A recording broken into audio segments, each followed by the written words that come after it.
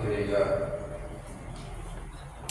لله الذي نحمده ونستعينه ونستغفره ونستهديه ونعوذ بالله من شرور انفسنا وسيئات اعمالنا من يهده الله فهو المهتدي ومن يضلل فلن تجد له وليا مرشدا واشهد ان لا اله الا الله وحده لا شريك له واشهد ان محمدا عبده ورسوله اشهد بانه بلغ رساله وعد الامانه ونصح الامه وكشف الله به الامه وتركنا على المحجه البيضاء ليلها ونهارها سواء لا يزيغ عنها الا هالك اللهم صل وسلم وبارك على هذا النبي الكريم وعلى اله واصحابه وسلم تسليما كثيرا اما بعد عباد الله اوصيكم ونفسي بتقوى الله عز وجل يقول الله سبحانه وتعالى في محكم تنزيله يا ايها الذين امنوا اتقوا الله حق تقاته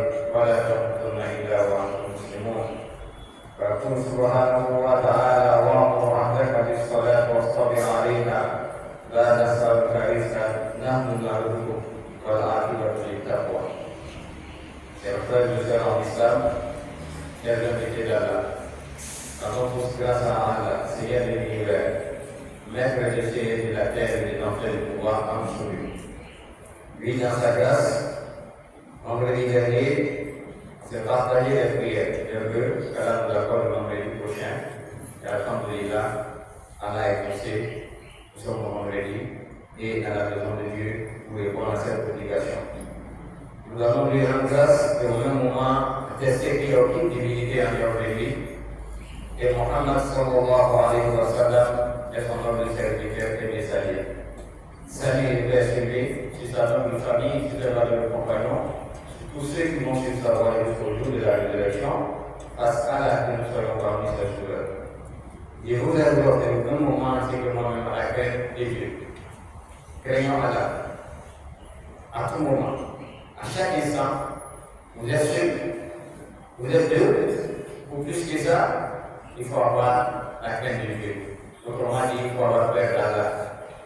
Il faut avoir peur de Dieu. Comme tu as peur de celui-là, tu peux te faire du mal. Mais Dieu ne te fera pas du mal, au contraire.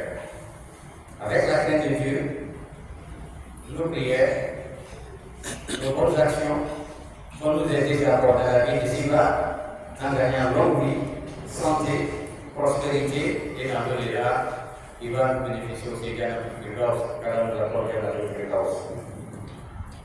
Chers frères et sœurs en islam, le vendredi dernier, notre imam, Dr. Abna Bonaté Diallo, nous a entretenu sur le début de l'année grégorienne. Il n'est pas l'année musulmane. Quelle est la part du musulman dedans? Comment le musulman doit se comporter? Et il nous a bien édifié là-dessus. Parce que si on n'explique pas comme le docteur l'a expliqué, nous dirons ailleurs que non, ils sont en train d'encourager des choses. Non, ce n'est pas une question d'encourager. Il s'agit de notre vie. C'est-à-dire notre vie de tous les jours est liée à ce calendrier. Et de ce fait, comment le musulman doit partager, doit traverser ce moment. Et nous remercions le Père Arnaud pour ces renseignements. Et ce qui est encore plus capital pour chacun de nous. Il nous a rappelé du début du mois de Rajab. Et nous sommes déjà au 10, c'est le 10e jour aujourd'hui, 1446 de l'Égypte. Et quand on entend le mois de Rajab, qu'est-ce que c'est? Le mois de Rajab, ça fait partie des 4 mois sacrés. C'est-à-dire c'est le premier mois sacré qui tombe sur le 7e mois du calendrier musulman. Je dis bien le 7e mois du calendrier musulman. Donc, c'est peut-être qu'elle fait partie du mois sacré. Quand on est dans le mois sacré, qu'est-ce que nous devons faire? Donc, elle aussi nous l'a enseigné. C'est de maintenir la position. C'est-à-dire, il ne faut pas reculer en arrière. Ne te retrouve pas derrière. Au contraire, tu dois aller plus devant. Et si tu as l'habitude de faire ça dans les mois sacrés, tu as gagné. Ce que tu n'avais jamais fait, ou soit tu as déjà fait et tu as regretté, tu t'es repenti en termes de péché, il ne faut plus revenir là-dessus dans les mois sacrés. Voilà les comportements ensemble que nous devons adopter au cours des mois sacrés. Aujourd'hui, qui est le deuxième vendredi de ce mois sacré, qui est le mois de Rajab, quand on nous parle de Rajab, automatiquement, ça peut faire l'historique d'un pilier de notre religion. Vous savez, la religion musulmane, qui est la solution d'ailleurs, a 5 grands fondements, c'est-à-dire 5 piliers. Tu ne prends pas un pilier et tu abandonnes, soit tu rejettes un pilier, non. Tu dois rassembler, regrouper les 5 piliers à la fois comme un 5 doigts. Le premier pilier, c'est d'attester que Allah n'a pas d'associé. Je m'engage à adorer Allah seul et au même moment que Mohammed est son messager. Il n'y a plus de prophétie après le prophète Mohammed sallallahu alayhi wa sallam. Et ne te trompe jamais. Quelqu'un va t'embobiner pour te dire non, il y a tel ici, il ne faut pas écouter. La révélation, c'est arrêter avec la vie de Mohammed sallallahu alayhi wa sallam. Le deuxième pilier, qui est le sujet de notre sermon, sur l'orientation toujours du Cheikh Raïma, ce n'est rien d'autre. Si je vous posais la question, comment identifier que celui-là est musulman? Comment toi, tu peux connaître que ce dernier ou cette dernière est musulman? Est-ce que c'est de porter les propos? Non. Elle vient de voir, c'est ça seulement? Non.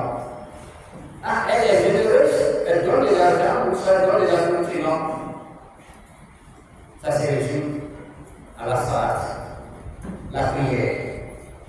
La prière que le musulman va accomplir 5 fois par jour. Et cette prière, si on enlève dans notre pratique religieuse, c'est-à-dire en tant que musulman, qu'est-ce que Dieu nous demande? Qu'est-ce qu'il va rester encore? Rien d'autre. Le mariage va se reposer sur la prière. Pour qu'on accepte mon témoignage en tant que musulman, ça va se reposer sur la prière. Pour qu'on considère celui-là, c'est une bonne personne, comme un bon musulman, c'est la prière. Pour que ton comportement va s'améliorer, c'est-à-dire hier, tu avais trop des erreurs, et aujourd'hui, Dieu t'aide tout doucement, ça travers la prière. Donc, on ne néglige pas la prière. Le chef nous recommande, une fois de plus, de rappeler la communauté musulmane, particulièrement la mosquée du mont Arafat, c'est la prière. Quelqu'un peut me dire, mais on peut 5 fois par jour, non? Oui, on peut 5 fois par jour. Est-ce qu'il y a quelque chose encore à enseigner sur la prière? Évidemment, il y a quelque chose encore à enseigner sur la prière. S'il y avait rien enseigné sur la prière, le prophète nous dit quoi? Soit nous il dit priez comme vous m'avez vu prier. Vous et moi, nous n'avons pas prié le prophète.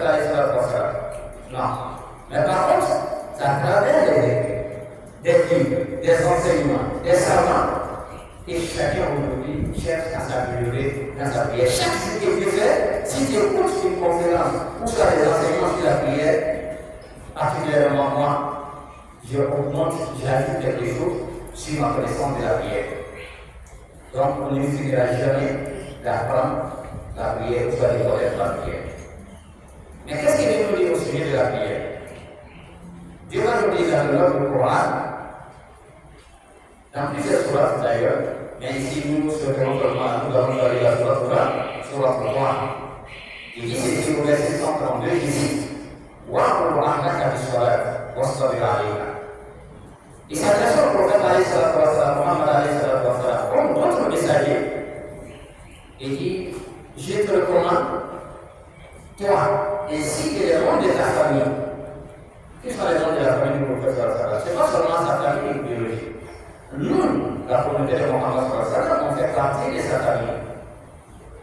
Je te recommande la prière. وَاصْطَبِرْ عَلَيْهَا. Il ne suffit pas seulement de prier, il dit il faut continuer toujours, pour être constant. Toujours la prière. Pourquoi? La nation de ça. Retenez, la prière dont on va commencer aujourd'hui comme une introduction, Dieu ne veut pas notre million. Si tu veux, tu dois, si tu ne veux pas donner. La première recommandation, après la félicité de Dieu, c'est la prière. Et il dit, voilà, arrive à tout. Il dit par contre, la prière aussi, il faut que tu aies la crainte de Dieu. Mais Dieu nous dit dans le nom de Coran, comment si nous, les musulmans de 2025, nous pensons que non, Dieu nous a créés seulement pour chercher de l'argent, etc., etc. Oui, Ça fait partie, ce sont des facteurs qui vont nous faciliter la vitesse, mais également dit, comment on va vous dire, qui j'ai créé, vous les hommes, les êtres humains et les djinns, rien que vous m'avouez. Dieu n'entend pas autre chose. La première recommandation, c'est la prière. Et quand on dit la prière, c'est plus mal. La prière, qu'est-ce que c'est?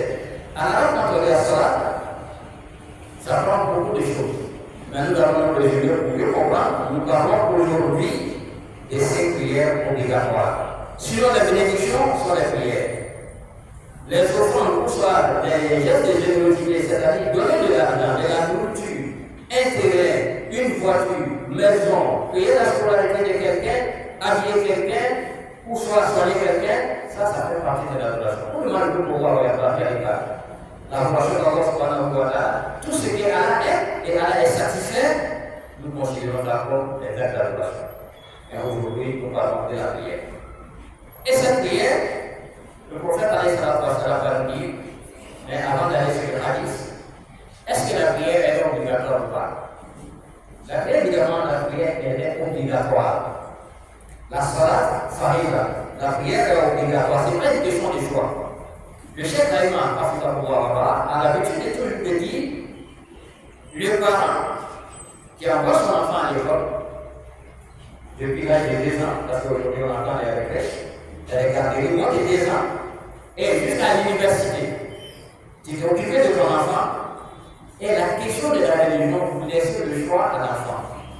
Que non, que mon enfant est libre de choisir sa religion. Le jour qu'il partait à l'école, il a choisi son école. Il a choisi ses parents. De la manière dont on ne choisit pas ses parents.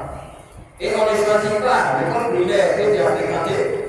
Elle était décrite, toi, ta création, celui qui t'a créé, qui a reçoit ton pouvoir, toi et tes parents, Dieu te demande d'être musulman. Ce n'est pas une question de choix. C'est une obligation. Et si on refuse, Inch'Allah, à la fin, les différents sermons, chacun sera supplié. Et mais je rappelle toujours pour dire, l'enfant ne choisit pas sa religion. Pour nous montrer le prophète, quand il s'agit de la prière de l'obligation, il dit le nouveau-né vient dans ce bâton, il a des cahiers vierges, c'est-à-dire il n'a pas de péché, bien écrit dans son cahier. Par contre, ce sont ses parents qui vont le regarder. Toi, tu es né musulman, tu as bénéficié de l'islam de tes parents, et alhamdoulilah, Dieu m'a fait grâce, oui, Dieu t'a fait grâce. Pour manifester la grâce de Dieu, toi tu trouves que les enfants sont libres. Les enfants sont pas libres. Même si ton enfant a 60 ans, les parents ont 90 ans, ils resteront toujours tes enfants. Le jour de Yom Al-Qiyamah, tu seras interrogé avec ce Dieu. Donc chaque parent doit faire attention lorsqu'il s'agit de la religion. Mais l'enfant va copier la religion à partir du bas âge sur ses parents. On ne dit pas à l'enfant de venir prier. Si l'enfant te voit prier, l'enfant priera avec toi. Toi, tu ne demandes pas à l'enfant de venir prier. Car la doit la compréhension. Donc, la prière, d'abord, elle est obligatoire. La prière occupe quelle place dans notre foi? Le prophète Mohammed, qui n'a cessé d'enseigner ses compagnons. Et ces enseignements sont toujours d'actualité, c'est toujours valable pour chacun de nous. Parce que quelqu'un me dira, oui, aujourd'hui, nous on est militants, ça fait 50 ans. On est militants, c'est-à-dire, on s'engage pour la cause de Allah subhanahu wa ta'ala. Mais si tu lui demandes de bien prier correctement, il va avoir des difficultés. Il y a des questions qu'on doit poser. Sur la prière, on ne pose pas. Il y a des cas. Le chef a dit, soit au sujet de la prière, tu connais tout, ou soit tu ignores. Et je pense que la première là, c'est pas ça. Ça doit être plus proche de la deuxième. Soit on ignore tout. Le prophète qui vivait avec ses compagnons. Les compagnons, ils étaient témoins de la révélation, c'est-à-dire les versets que le prophète recevait, ils étaient témoins. D'autres écrivaient. Et il les enseignait ces versets. Mais le prophète va les enseigner toujours sur la prière. Il dit un jour à Moaz, il est décédé, à la rencontre de la il demande à Moaz, ne veux-tu pas que je t'enseigne le capital de la vie du musulman? Quand je dis la capitale, c'est pas la capitale de la vie, c'est-à-dire c'est qui est au-dessus de tout. Et il dit, Moaz dit affirmatif, bien sûr, le messager de Dieu. Il dit, le capital du musulman, c'est la prière. Le capital de l'islam, c'est la salat dont on parle. Un commerçant qui n'a pas fait de commerce, est-ce qu'on va l'appeler un commerçant? Un maçon qui veut construire sans faire sous-bâtiment, est-ce qu'on va l'appeler maçon? Quelqu'un qui veut préparer, ou soit madame veut préparer à la maison, comment je prépare sans feu? On va se poser la question. Donc pour dire notre feu, le sous-bâtiment du maçon, ou soit le capital, le fonds de commerce pour le commerçant, pour le musulman, c'est la prière. Tout part de la prière. Et si la prière fait faillite, fait défaut, fait attention.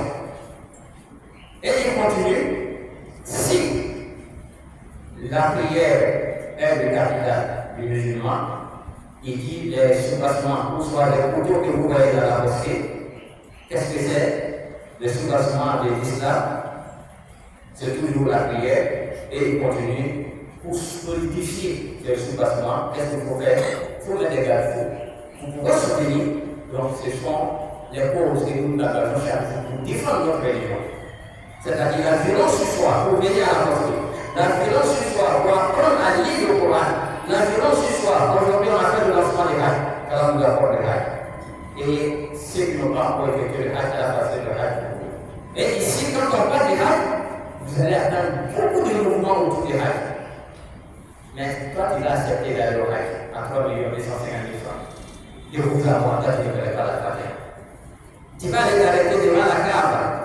Et tu vas demander à Allah, sachant bien que tu ne maîtrises pas la Fatiha, tu ne sais pas prier. Ici, c'est la prière qui prie, ou soit c'est la prière.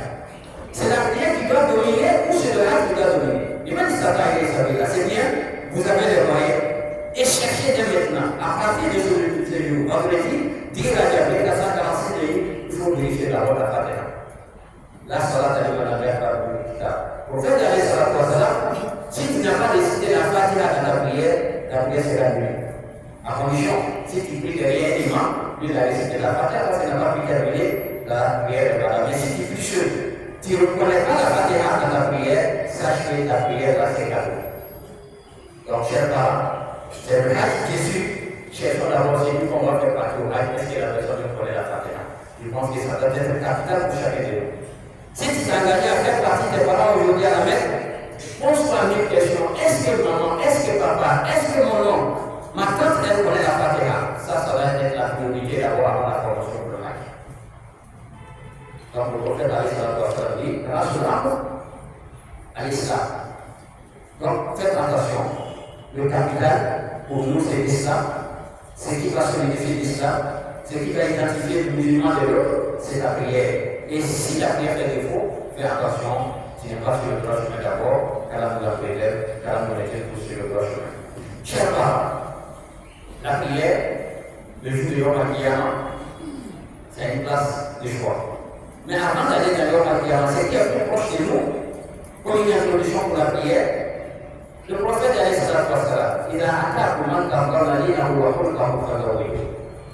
nous avons fait une série de sermons sur la notion de la famille. Tout part de la famille. Dans une famille où l'homme ne prie pas, où ça ne prie pas correctement, qu'est-ce qu'on attend de cette famille? Qu'est-ce qu'on attend de ses enfants?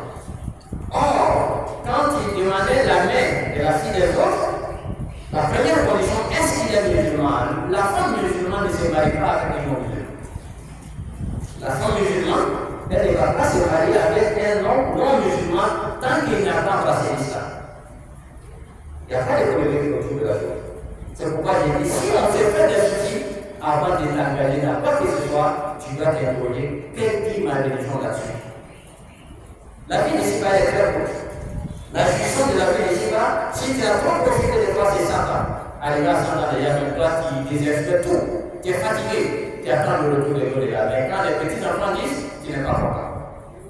Mais faisons attention, après 100 ans, 50 ans, 60 ans, tu seras exobligé là-dessus. Vous, qui êtes le démarcheur, vous venez dire à la famille de la fille que le monsieur est musulman, il dit que je suis témoin et il n'attend pas, le jour de l'homme qui va répondre.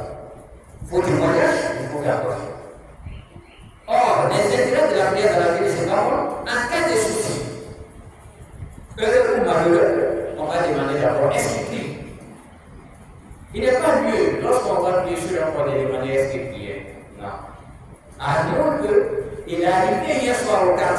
déménageait et il est décédé le même soir. Là, ça serait difficile d'identifier, mais on va trouver des témoins que ces derniers étaient musulmans.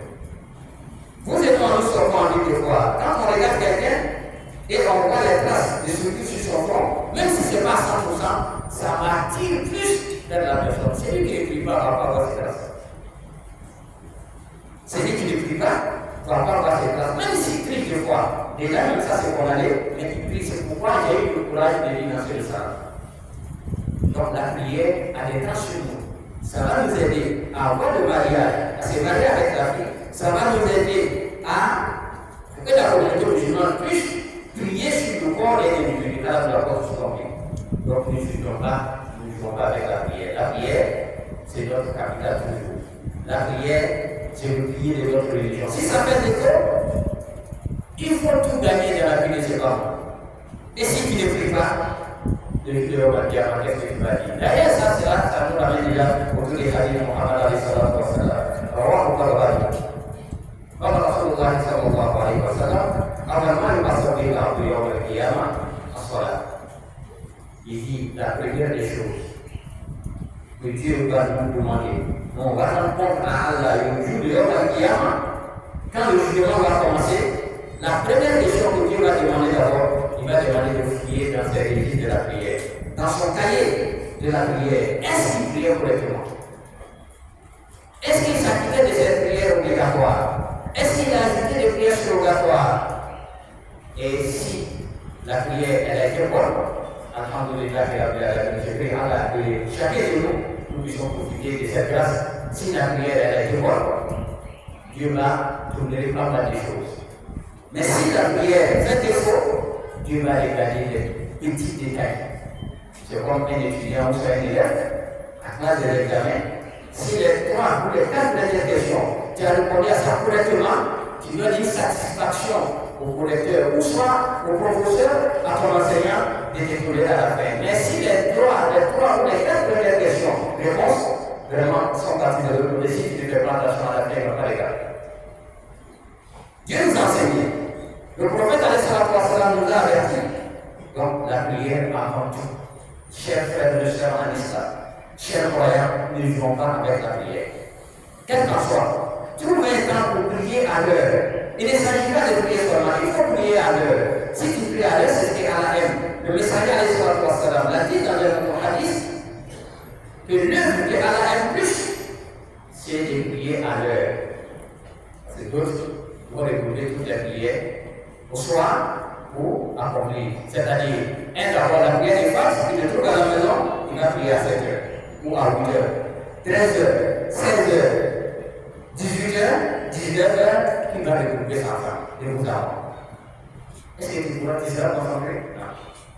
Est-ce que c'est pas une question de foutaise vis-à-vis de ton créateur? Toi, tu es sorti, tu te réveilles le matin, en bonne santé, même si tu as des difficultés au niveau de la santé, mais Dieu t'a facilité de te réveiller. Tu es allé au travail. C'est ton travail qui est mieux que celui qui t'a créé. C'est ton travail qui est mieux. L'oxygène que nous respirons chaque jour qui t'a donné. C'est ton travail qui est mieux. Tout ce que tu as aujourd'hui, c'est avec la grâce d'Allah subhanahu wa ta'ala. Il faut nous retourner cette grâce. Pour retourner la grâce à Allah, c'est la prière. Pour terminer, le prophète alayhi salatu wa salam, la prière est obligatoire. La prière, la place de la prière dans notre vie, c'est de prier. Ou soit c'est le capital de nos croyants musulmans, on ne joue pas avec. Pour vous, pour vos membres de famille, pour tes frères et sœurs, il faut t'assurer, est-ce que madame connaît la Fatiha? Est-ce que les enfants maîtrisent bien la Fatiha et d'autres sourates pour mieux prier? Un jour, le prophète alayhi salatu wa salam, il avait notre hadith rawahu Ahmad, il dit ceci, Man hafadha alayha, kana lahu nuran wa burhanan wa najatan yawm al-qiyamah. Il dit la prière dont on parle.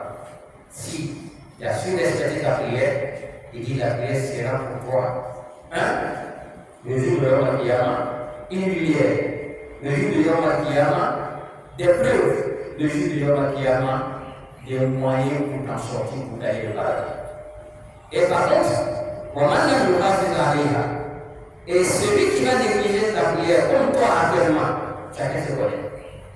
Comme toi et ta femme, monsieur et madame ne fait pas. Papa et maman plus correctement, mais les enfants, ce n'est pas votre souci.